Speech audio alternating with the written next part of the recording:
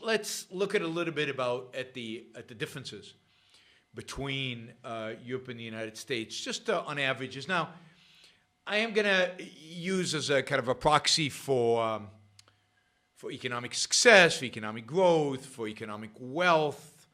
I'm going to use GDP. I know GDP is a terrible measure. It's incredibly flawed.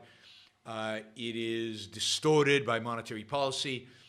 It is distorted because it captures consumption, including government spending, so that during war time, often as the standard of living and quality of life are going down, GDP goes up.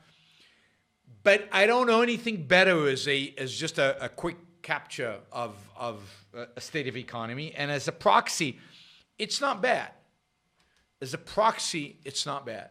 So when you look at things like GDP per capita and you compare it across countries, and since they're all measuring it about the same way, particularly if you adjust for the cost of living, it's called PPP adjustments, then GDP per capita, PPP adjusted, can really give you a sense of the differences in wealth across different countries.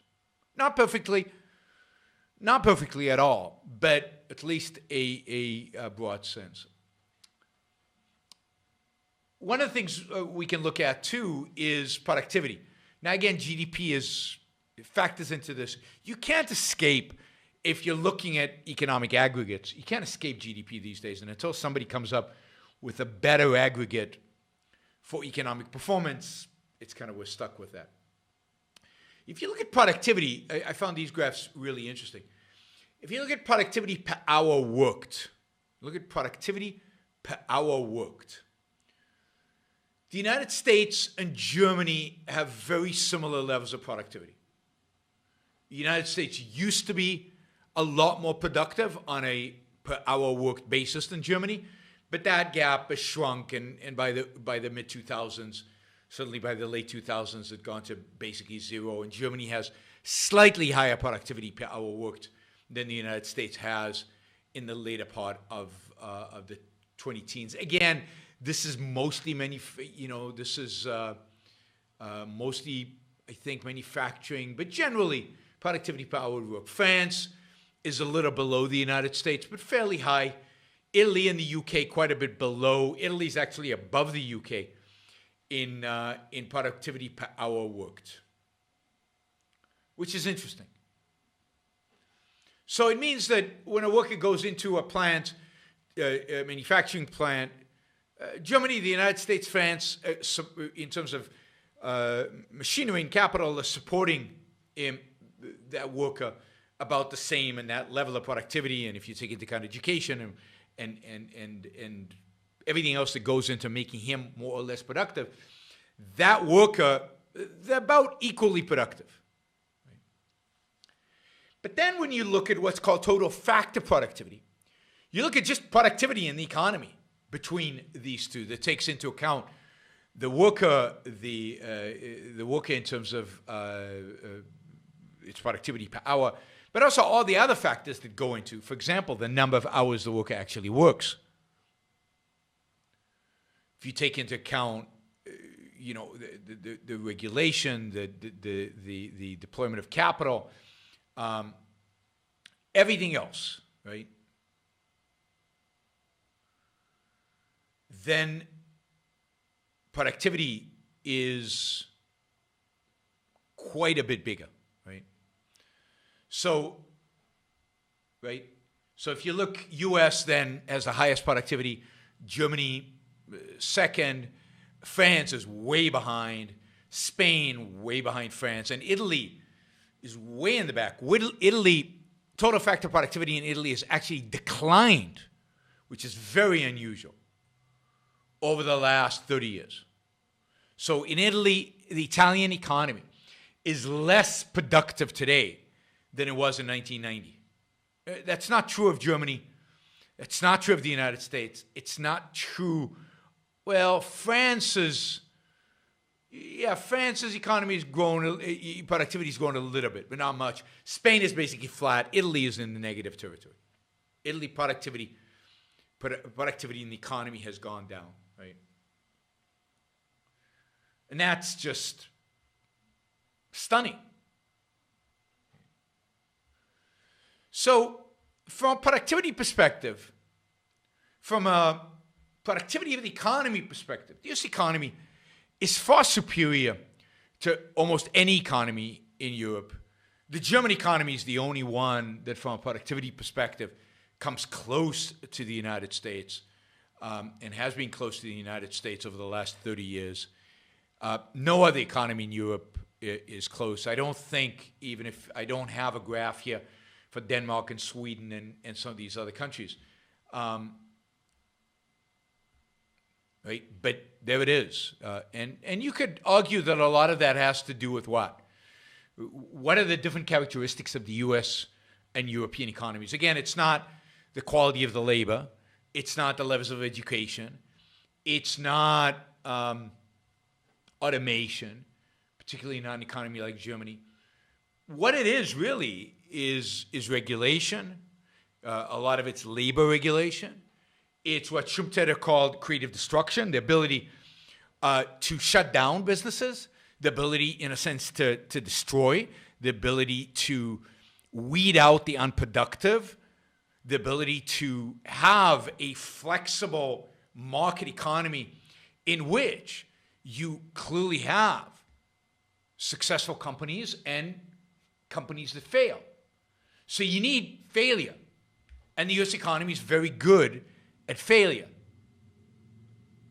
Europe is not very good at failure.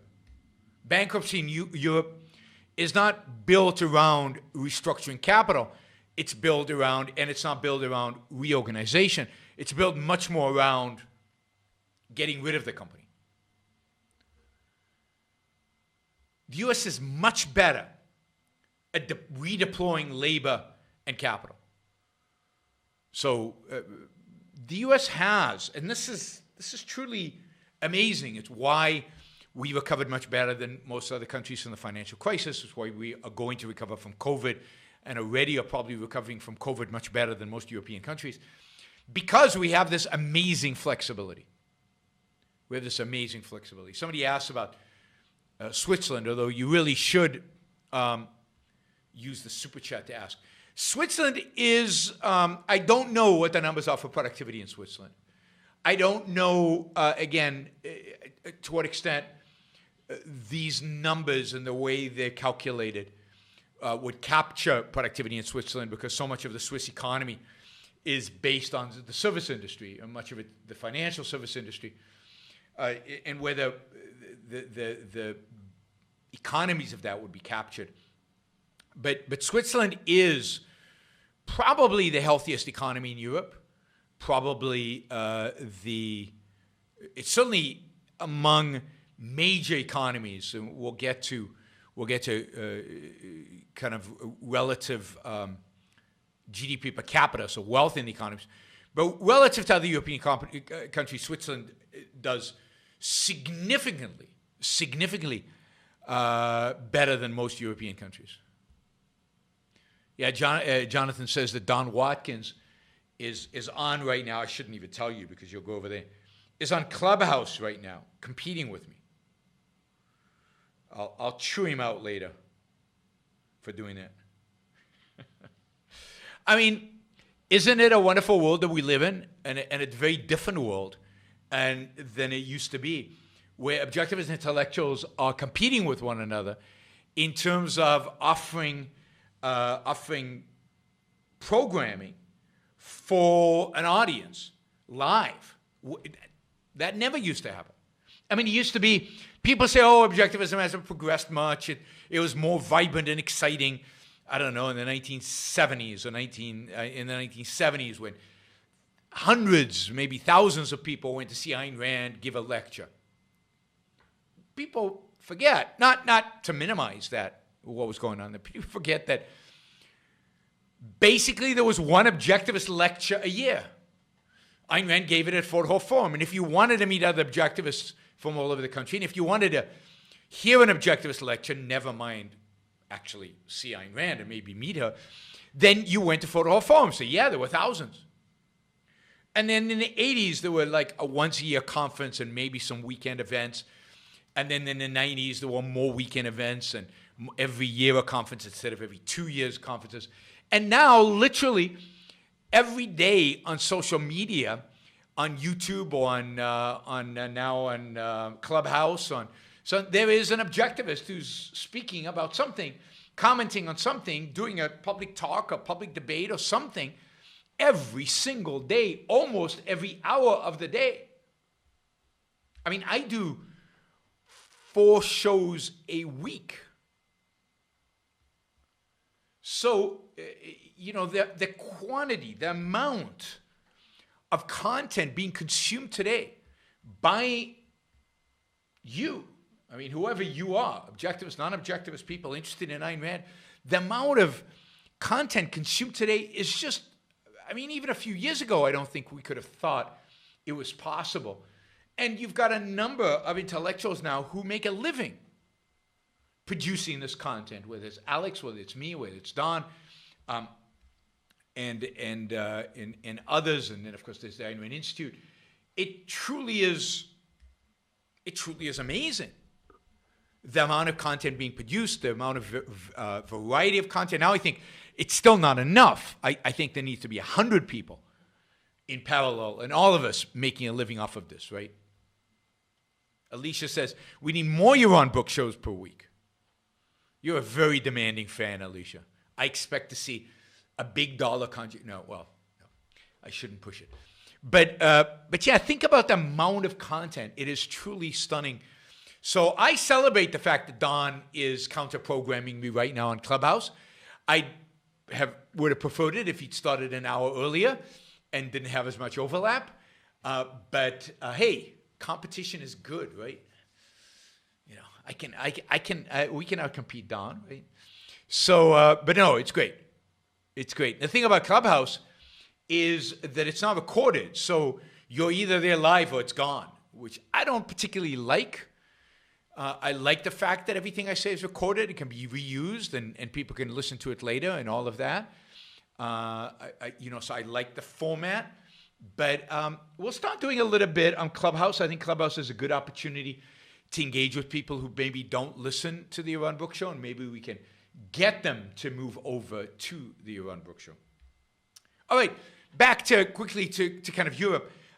So Europe is overall less productive than the United States, and it's overall significantly poorer than the United States. Now, Switzerland is, you could argue, the best of European countries by some dimensions, although in terms of GDP per capita adjusted for cost of living, the wealthiest country in Europe is what? Anybody know? Anybody know? Well, actually, this number is not adjusted for cost of living. So the wealthier place, GDP per capita wise, in Europe is Luxembourg. I mean, literally, it's Luxembourg basically has a population of, first of all, most of its GDP comes from banking for people all over Europe so that they can kind of reduce their tax load. I don't know what people in Luxembourg do other than, in a sense, act as a tax haven for the rest of Europe. There's some industry, a lot of corporations are based in Luxembourg, again, for tax reasons. A lot of hedge funds are based in Luxembourg. I don't know if Monaco is on my list. Maybe it's not. It's Luxembourg. Now, let me just see. Let me take this other list. Wait, this list is better. I like this list better because this adjusts for PPP. Luxembourg is number 1 in the world, actually, if you adjust for PPP, if you adjust for the cost of living. Singapore, by the way, is number 2 in terms of GDP per capita adjusted for the cost of living. Qatar is number 3. Number 4, I think you'd find surprising because it's higher than Switzerland, and yet in Europe. Anybody know what a country would be higher than Switzerland, but still in Europe? Not a little country. The first real country on the list for GDP per capita adjusted for PPP. Eddie got it right. Absolutely. Ireland. And you know why Ireland? Because Ireland has enormous amount. Again, this is why PPP is this weird number. a huge amount of corporate income goes into the island. And that corporate income is there because a lot of corporations, just like in Luxembourg, a lot of corporations have their European bases in Ireland because of tax advantages. So they might not be selling, they might not be buying, they might not be producing in Ireland, but they have their corporate headquarters in Ireland, and all that wealth that they really are creating throughout Europe gets captured in the GDP in Ireland. So, but Ireland is probably, put aside Switzerland, Ireland is probably the most successful country in Europe in terms of low tax rates, in terms of social freedoms, in terms of good economic policies, low regulations. Ireland's really a pretty cool place. People are Irish. It's, pretty cool. After Ireland is Switzerland, and Switzerland's just got relatively low regulation, relatively low taxation. Although Switzerland's weird because every canton has different regulations. So even though it's a small country, it has multiple different regulatory regimes in different cantons, different tax regimes. But that also means that you can choose which canton to live. So there's variety within Switzerland that you can benefit from. And then Norway. Norway, of course, benefits from the fact that oil. So Norway's almost all about oil. So, and then the United States. So the United States appears behind Switzerland, Norway, Ireland, and Luxembourg in terms of Europe. Every other country in Europe, on a GDP per capita, again, with all the flaws associated with that, is poorer in a sense than the United States. And of course, the United States, that's an average. If you go by states, right, it's really hard to find accurate data here, but if you go by states, very few. Let me see if we have it here. Yeah, so not adjusted for cost of living. New York is the richest state in the country on a per capita basis, and it and Massachusetts have higher GDP per capita than Switzerland. Then it's Connecticut. This is mostly old money, which is interesting. And then California. If you adjust for cost of living, California and New York drop way down, right? But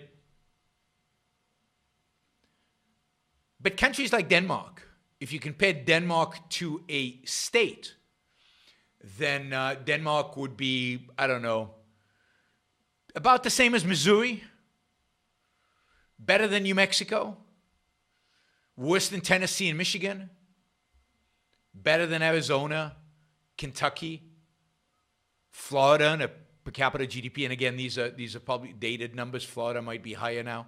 Hard to tell. So Germany, Sweden, Denmark, Belgium are smack in the middle of the income distribution, of the wealth distribution in the United States. France, way below. Italy, poorer than Mississippi. So is Spain, Greece, Portugal, Mexico, China, South Korea. China, China's poorer than Puerto Rico on a per capita GDP basis. Of course, they have a lot of people. So just gives you perspective. Generally, I mean, I was watching a show yesterday about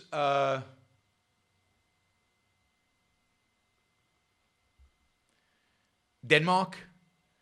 And everybody's raving, oh, Denmark, happiest people in the world. Or maybe. I doubt that. But Denmark's relatively free. I love Copenhagen. One of my favorite cities in the world is Copenhagen. It's a great city. But the fact is that Danish people are have significantly less wealth than Americans. That's just the reality. And more than that, if you look at Danish people in the United States, so people who emigrated to the United States from Denmark, they are dramatically wealthier than Danes who stayed in Denmark. So it's still true that the United States is the more productive country. It's true that the United States is a wealthier country. It's true that at least in terms of averages, the United States, for a middle-class family, is from a standard of living perspective, a better place to live than Europe. Now, if you're lower class, if you're poor or lower middle class, then Europe might be better for you in the sense that Europe has less inequality in wages, in income, and in wealth. Now, whether that's a good thing or a bad thing, I think it's a bad thing. But it has less of that. So at the bottom, you're raised up through social programs, through unions that negotiate higher wages, and then through massive redistribution of wealth. At the top end, you're crushed.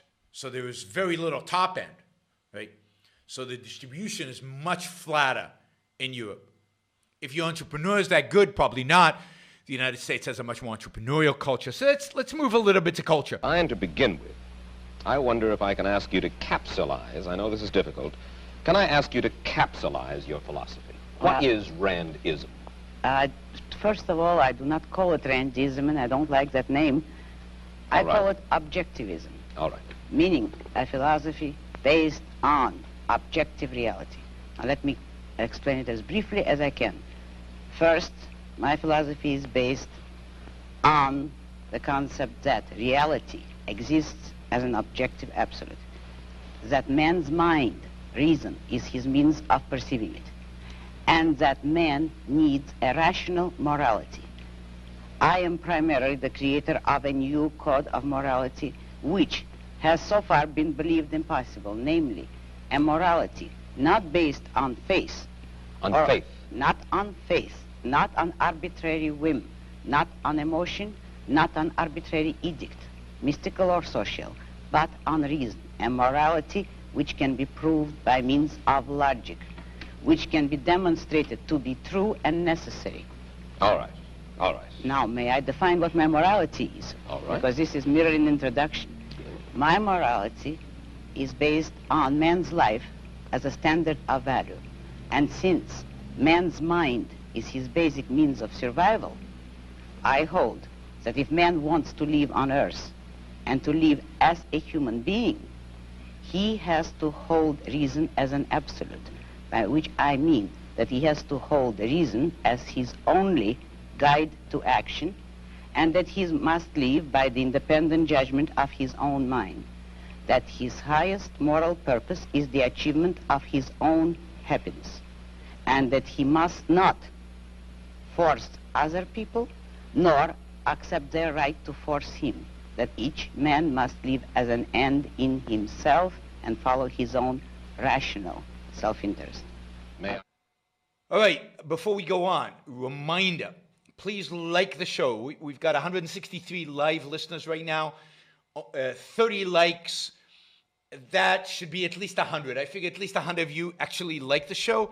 Maybe there are like 60 of the Matthews out there who hate it, but at least the people who are liking it, you know, I want to see a thumbs up. There you go. Start liking it. I want to see that go to 100. All it takes is a click of a thing. Whether you're looking at this, and you know, the likes matter. It's not an issue of my ego. It's an issue of the algorithm. The more you like something, the more the algorithm likes it. So, you know, and if you don't like the show, give it a thumbs down. Let's see your actual views being reflected in the likes. But if you like it, don't just sit there. Help get the show promoted. Of course, you should also share, and you can support the show at yaronbrookshow.com/support, or on Patreon or Subscribestar or Locals. And show your support for the work, for the value hopefully you're receiving from this. And of course, don't forget, if you're not a subscriber, even if you just come here to troll, or even if you're here like Matthew to defend Marx, then you should subscribe, because that way you'll know when to show up. You'll know what shows are on, when they're on. You'll get notified, right? So yes. Like, share, subscribe, support. Like, share, subscribe, support. There you go. Easy. Do one or all of those, please.